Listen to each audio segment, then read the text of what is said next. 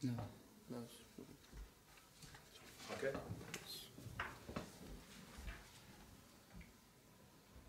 Finished?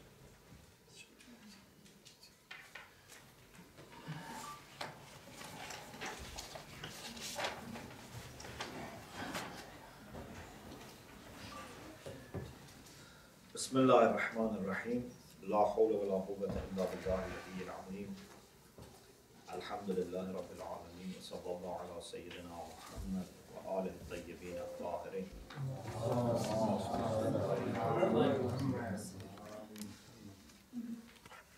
لا سيما بقية الله بالأرضين جل الله تعالى فرجه الشريف اللهم أخرجني من ظلمات الوهم وأكرمني بنور الفهم اللهم افتح علينا أبواب رحمتك وانشر علينا خزائن علومك برحمتك يا أرحم الراحمين. Last session, 2 weeks ago, we talked about, or maybe 3 weeks ago, because we had a guest speaker. We talked about the etiquettes of mubahathah.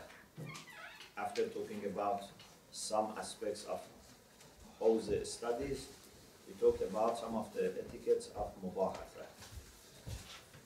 And I would like to mention what Shahid al-Thani in Munyat al-Murid says about mubahathah and then continue.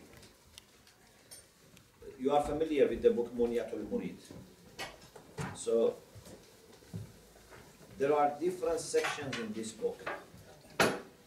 In the section which is about the etiquettes of the muta'allim, the learner. Okay?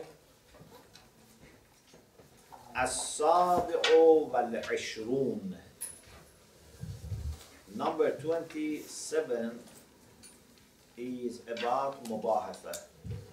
And Sheikh, is this book translated into English? Not all of it. Only bits. Is it the science learning in Islam? I don't think all of it is translated. There is a book in Yes. So, ينبغي أن يذاكر من يرافقه من مواظب مجلس الشيخ. Okay? He says, Assalamu alaikum. The learner, muta'allim, is expected to discuss, to do mudhakara with those who are his classmates, who are careful about the teaching of the Sheikh, in the sense that they are regular. Because it's very important, your partner in mubahathah should be someone who is regular. If someone sometimes comes, sometimes doesn't come, sometimes doesn't study, it's not helpful. You should try to find the best students and ask them to do mubahathah with them. من مواظبي مجلس الشيخ, those who are very careful and regular in attending the lectures. What should they discuss? The mudhakara should be about what? This discussion. بما وقع فيه من الفوائد والضوابط والقواعد وغير ذلك. They should discuss every point, every rule, every detail which were mentioned by the Sheikh, by the Ustad, by the teacher. وَيُعِيدُ كَلَامَ الشَّيْخِ فِيمَا بَيْنَهُمْ. They should review and repeat what Sheikh said among themselves. Okay? As if they are reconstructing the class again. One person becomes the teacher, they all listen. فَإِنَّ فِي الْمُذَاكَرَةِ نَفْعًا عَظِيمًا. There is great benefit in mubahathah. So it's not only Sheikh Shomali who says this. Shahid Sani is saying this. If you don't listen to me, at least listen to Shahid Sani. قدم على نفع الحفظ. He says mubahathah is even more important than memorization. Imagine, for example, you just 1 hour try to memorize. But memorization doesn't necessarily help you with better understanding. Yeah? Mubahathah, as we said, helps you to understand better, to deepen your understanding, helps you to be able to communicate, yeah? To express yourself, to be able to ask good questions, to be able to answer questions properly. Also helps you with memorization. Because when you do mubahathah, you remember better. But if you just memorize without mubahathah, it's not as good as mubahathah. When should we do mubahathah? وينبغي الإسراع بها بعد القيام من المجلس. They should be quick in doing mubahathah when they stand up from majlis of dars, from the session of teaching. Okay, when they finish and they stand up and go, soon they should have mubahathah. قبل تفرق أذهانهم وتشتت خواطرهم. Before their mind is scattered and their memories are lost, they should do mubahathah. Because there are many things that even if you have taken notes, you cannot register. If you have fresh memory, you remember lots of details. Otherwise, you don't. So before your mind is scattered and divided and distracted, you should have mubahathah. وَشُذُوذ بَعْضَ مَا سَمِعُوهُ عَنْ أَفْهَامِهِمْ. And before some of the things that they have heard deviate and goes away from their understanding. ثُمَّ يَتَذَاكَرُوهُ فِي بَعْضِ الْأَوْقَاتِ. Then they should do these discussions in some times. فَلَا شَيْءَ يَتَخَرَّجُ بِهِ الطَّالِبُ فِي الْعِلْمِ مِثْلُ الْمُذَاكَرَةِ. There is nothing like mudhakara that you can gain from for your graduation or for your learning. Nothing is like mubahathah. فَإِنْ لَمْ يَجِدِ الطَّالِبُ مَنْ يُذَاكِرُهُ. If he doesn't find someone with whom he can discuss, you say, I don't have anyone to discuss. I told you Akhlaq solution, yeah? ذَاكَرَ نَفْسَهُ وَنَفْسَهُ. At least do mubahathah with yourself. Or do mubahathah with a statue. Or record yourself. Put the camera on and do. Of course, it's better to find someone that can engage and but at least the minimum. وَكَرَّرَ مَعْنَا مَا سَمِعَهُ. At least for yourself, repeat what you have heard and say it. And then he says, تَكْرَارُ الْمَعْنَى عَلَى الْقَلْبِ كَتَكْرَارِ اللَّفْظِ عَلَى اللِّسَانِ. Even if you are not able to say it in your heart, review it, because even reviewing in heart is helpful. When you review Assalamu alaikum by your tongue is helpful for memory. Even if you review it in heart is helpful. But if you say it is better, because then you use the memory of hearing as well. Yeah? If you can read it and hear it, it's better than just thinking about it in your heart.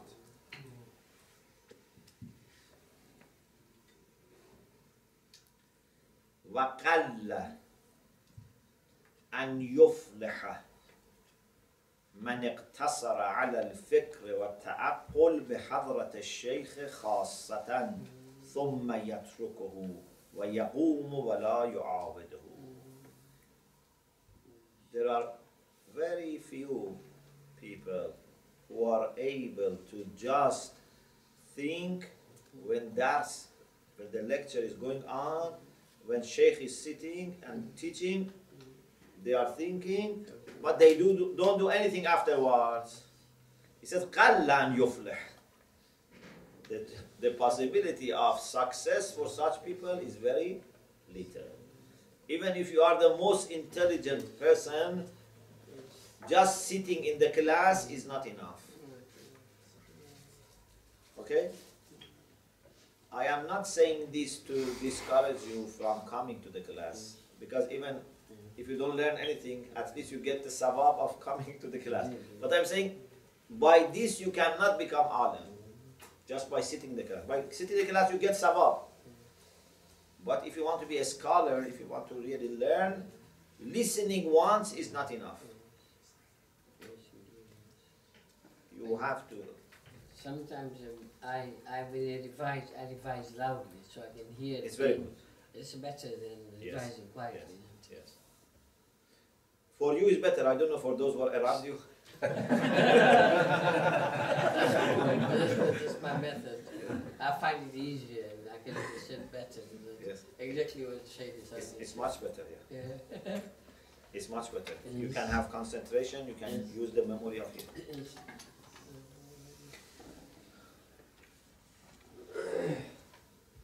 Then 28, this was 27. الثامن والعشرون أن تكون المذاكرة المذكورة في غير مجلس الشيخ. That discussion should not be when Sheikh is teaching. Few people are talking. What are you doing? We are doing mubahathah. No. It should not be when the majlis is going on. You know, majlis means session. Yeah? أن تكون المذاكرة المذكورة means the above mentioned مذاكرة should not be in the same session. أن تكون في غير مجلس الشيخ. Okay? Oh, فيه, if it is in the same place, بعد انصرافه, after Sheikh is leaving, بحيث لا يسمع لهم صوتا, so that Sheikh doesn't hear when they are doing mubahathah. Why? Because sometimes, for example, might be impolite.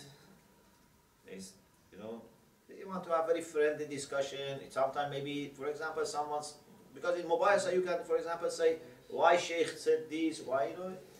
So it's better if it's not in the presence of Sheikh. Unless Sheikh himself says this. Once one of our teachers did something nice. He asked us to record our mubahathah and give it to him. And he was, you know, listening and saying whether we do proper mubahathah or not. It's good. So sometimes Sheikh maybe wants to check. But he says it's better if he doesn't hear, because there might be then a matter of impoliteness, especially if they want to repeat what Sheikh said. You know, maybe it's not very polite. Of course, it depends on how you do it. He himself says that sometimes Sheikh may say, you should do this, you know, you should repeat this.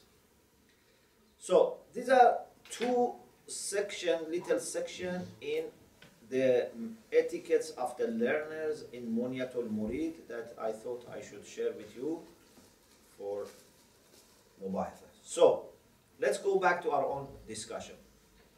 So we said one of the aspects of Islamic traditional studies is that you do it as a team. You have teacher that we said you trust, you believe in him, you have friends, because friends are very important. Sometimes maybe because of friends, we were going to a lecture so that we are not alone, you know. For example, maybe there's a teacher, because in main hawzahs in traditional way, now it's more kind of formalized, but you were choosing your own teacher. But sometimes you have to consider, if I go to this teacher, maybe my partners won't come. So we should make a decision together. We are 3-4 people that we do mubahathah with each other for example, several years. So we decide together that we all go to this lecture, to this teacher. Okay? So it's a kind of teamwork. We study together, we decide teacher together. And the other thing is that we said mubahathah should be not very late. Before the next lesson, you should do mubahathah. You should go to mubahathah while you are prepared, as if you want to teach. Imagine you have a class and you want to teach. How much you prepare yourself? Also, it should not be decided in advance who is going to present, because then the other people may not prepare themselves. All should come prepared. Then at the beginning of the session, we decide by Qur'an or something who is going to present. Or sometimes you can divide. Say half of it you say, half of it I say, for example, or vice versa. So everyone should come prepared. And you should be patient. Sometimes, you know, people say, for example, we just had the lesson yesterday or today, so we don't need to mention everything. No. You have to be patient and repeat everything. Because many times, those things that you thought you have understood, when you want to present, you realize that you didn't understand. So it's very important to say everything as if the people who are listening to you have not been to this class. You should assume that they are students for you, although they are classmates. But you should explain everything. You should be open for discussion. But as I said, not for the sake of proving yourself or, you know, saying you don't understand, you know, I understand better than you. No, for the sake of understanding haqq. We have many hadiths about the necessity of avoiding mira. What is mira? Stand on their point. A kind of quarrel and arguing for the sake of arguing. Rahimallahu imra'an taraka al-mira'a walau kana muhiqqan. May Allah's mercy be upon the person who stops mira even if he is right. Sometimes, for example, you say something and the other person, the other party, doesn't accept. Okay, you explain it again. It doesn't accept. Maybe another time you try. But if he doesn't accept, leave it. Because maybe there is a problem in you or in him, or maybe the time is not appropriate. Communication. If after 2 or 3 times trying to explain, the person doesn't agree, it's better to stop.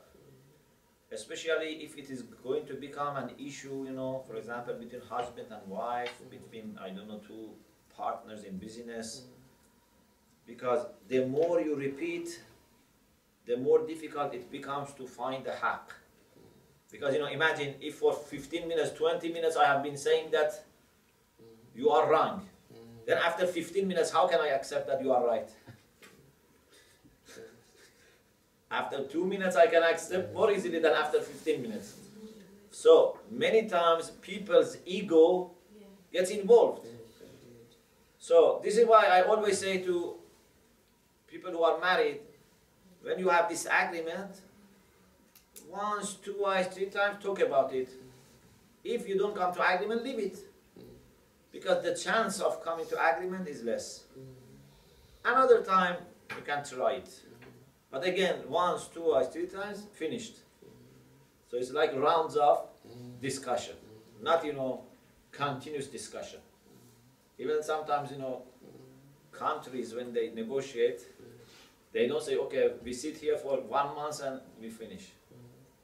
One round, then they leave it, another round. So, mira is not good. In mubahathah, this is very important. No one should insist on his opinion or her opinion. And this is a great moral exercise, a spiritual exercise, that you are only interested in truth. Then, maybe in your mubahathah, you come up with some new ideas. It's better if you have chance to check this with your teacher. Maybe this new idea is very good idea, so your teacher will be happy. Say, Alhamdulillah, I have students who do mubahathah and also they come up with new ideas. So your teacher will be very happy. But maybe these new ideas are misunderstandings. Especially sometimes, say, oh, the teacher made mistake. I have now better understanding. One of the beauties of hawzah studies is that there is always communication between teacher and student. Okay? Yes. In the class, after class, you can ask questions. Now when the numbers increase, of course difficult. There are ulama that maybe few hundreds of people go to the lecture. But in the past was not that many. But still this ulama, normally what they have 1 hour, for example, at home they sit, talaba can go and discuss, or they have few senior students that people can refer to them. For example, some maraja have few senior students that people go to them and ask questions.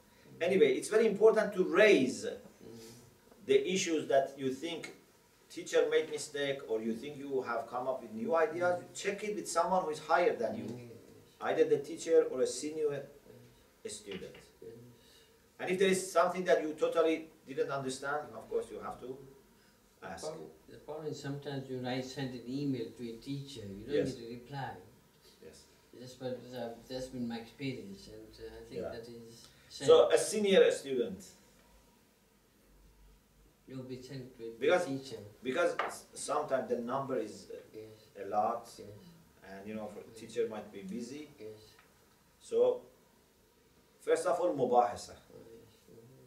Don't send any email to teacher before mubahathah. Oh, yes. Okay?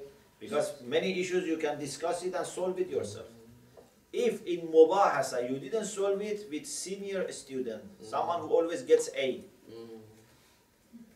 That's correct, yes. if still that person cannot help you, then you can raise it with the teacher. So in this way, we can reduce the Indeed.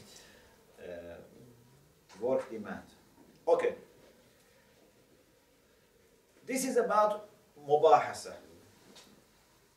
Another thing that I want to discuss, inshallah, is about a study. What we say, mutala'ah. What are the etiquettes of studying?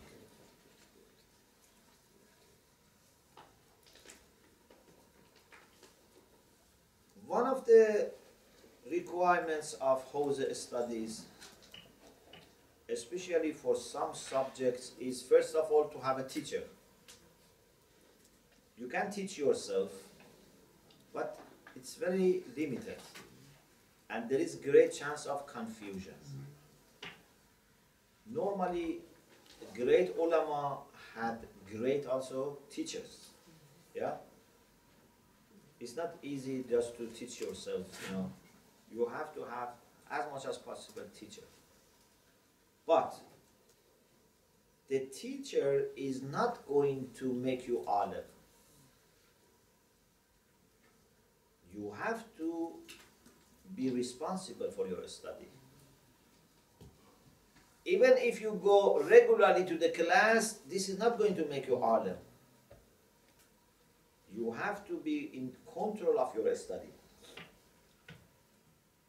You should have plan for your study. What do you want to achieve? To what extent you want to learn? Not that, I don't know what is fiqh, I don't know what is mantiq, why we study fiqh, why we study mantiq, what is this book?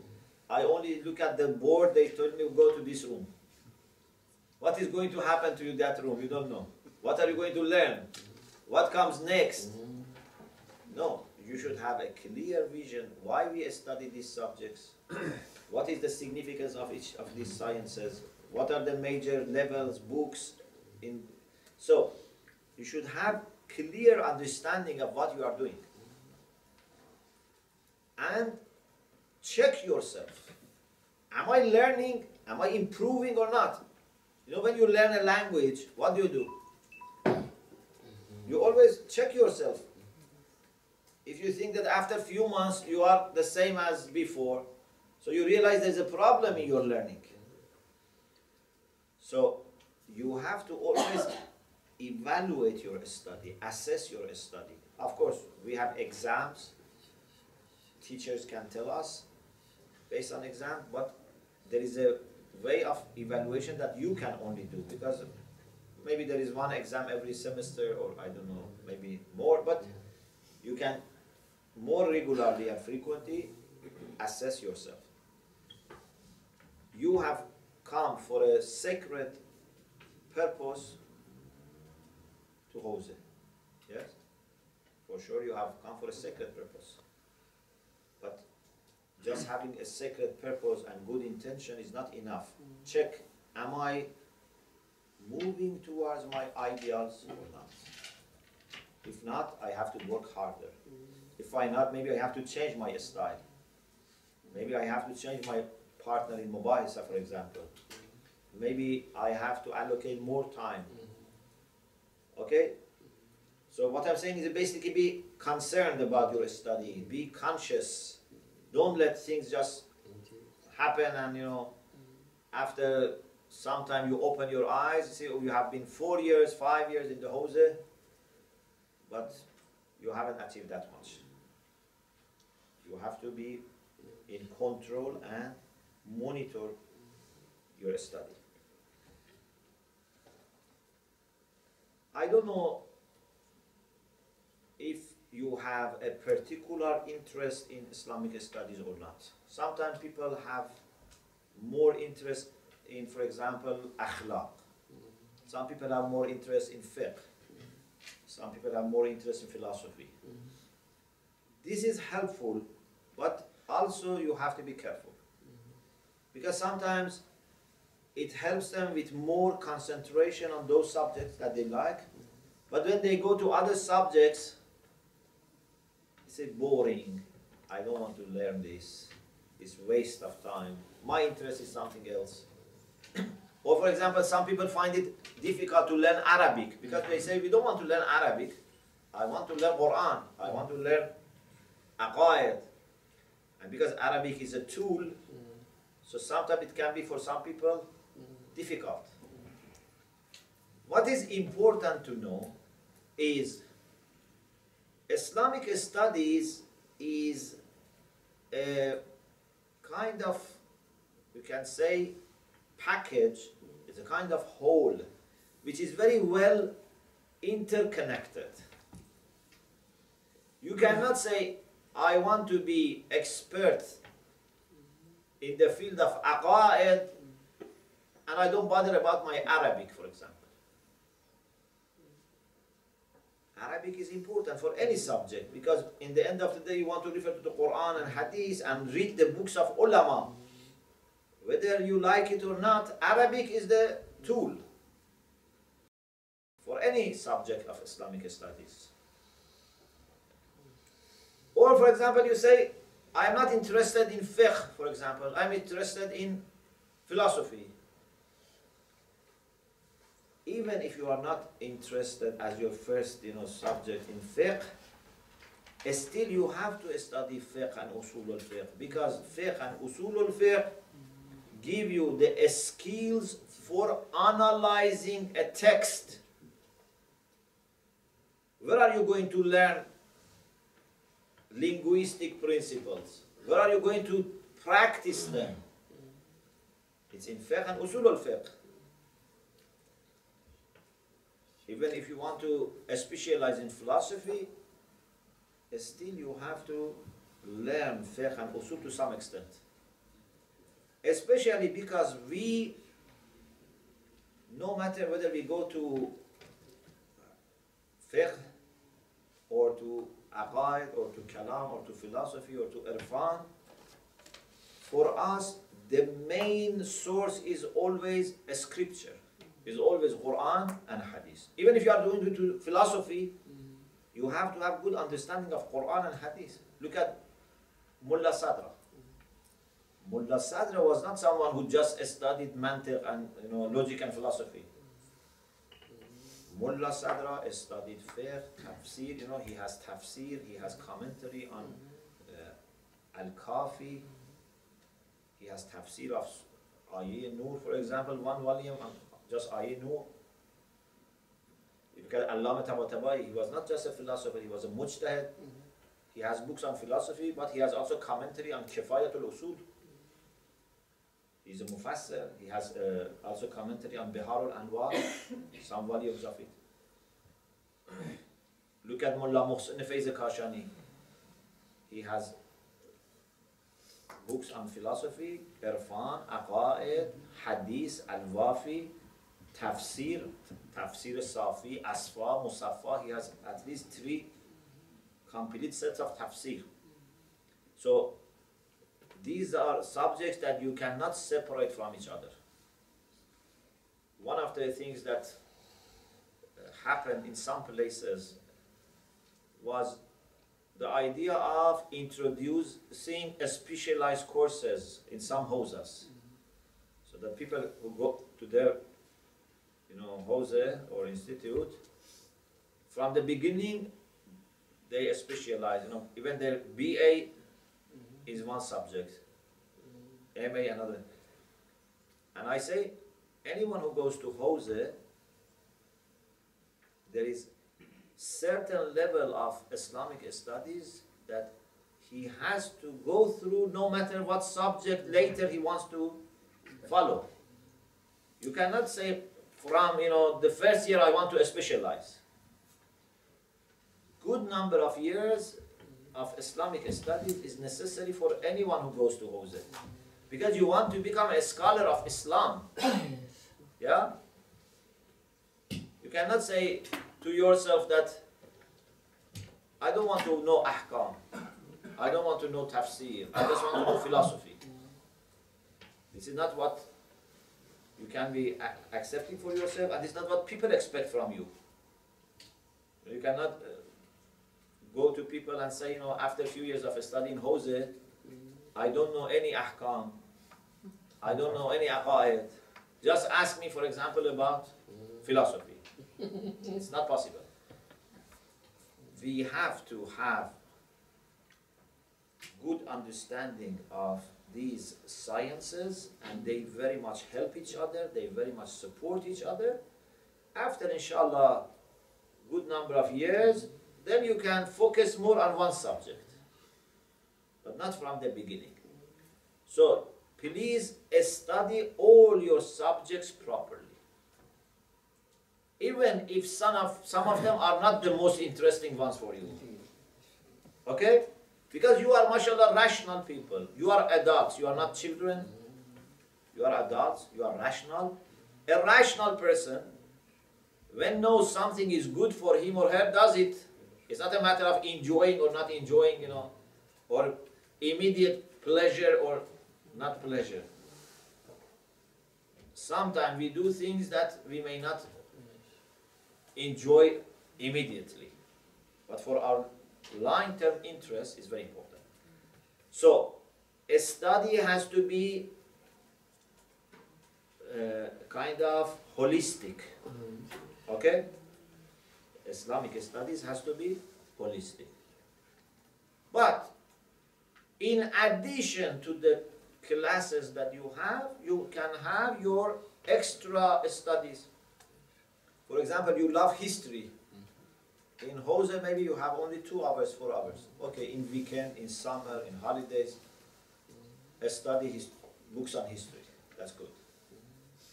But not that, when you have classes on other subjects, you don't study them and study only history. All the subjects, you should study them properly, but you have lots of extra time. Unfortunately, if you imagine out of 365 days, how many days we study? It's less than half, much less than half. In universities now, they have normally 24 weeks, yes? And 24 weeks, it's not that 5 days a week they study. Maybe 2 days a week, 3 days a week they study. So altogether is about 70 days, 80 days, which is about 1/5 or 1/4 maximum of the year. We study more. We have 16 weeks, but still is not enough. So you have lots of holidays, lots of breaks, that you can use them for your review and for self-study. We used to study many things in summer, because you have a few months summer, you can study, you can, if you have teacher, take lessons, or you can teach someone, especially if there's a big gap. Imagine, for example, 3 months, 4 months, there's gap, then it takes you 3-4 months to go back to where you stopped and ended the study. Yeah. So imagine, for example, if you stopped in June, July, August, half September you didn't study. Then 15th of September, for example, you want to start. It takes you lots of time to again reach the point that you ended. So a study should not be stopped. I think I told you this story about Sheikh Ansari rahmatullah alayhi, who was genius, Sheikh Ansari.